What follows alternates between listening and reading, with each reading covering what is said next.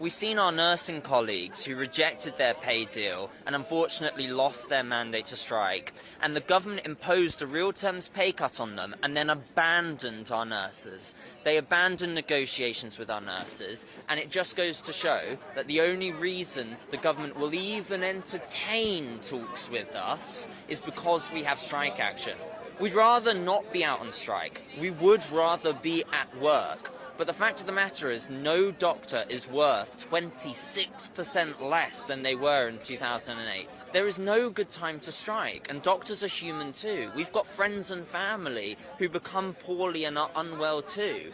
We don't want to strike, but we need to recognise that we have a massive workforce crisis. That waiting lists have ballooned to over 7.6 million in the last 15 years, that people can be waiting up to 24 hours in A&E departments, and most of this stems from the fact that our workforces have been decimated.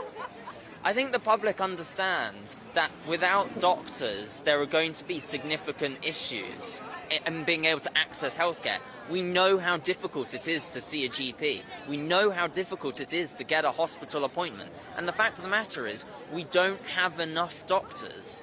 So the government's answer to that is apparently to cut our pay, but that's just going to drive more doctors away. We really hoped that we would have an offer on the table at this point to restore doctors' pay, to make steps to restoring doctors' pay, but unfortunately Victoria Atkins is holding back some final offer, causing us to be in this position yet again.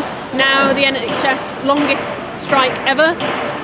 We didn't want to be here, but unless we take action, we've got absolutely no chance of restoring doctors' pay, keeping staff in the NHS and making our service decent again for patients.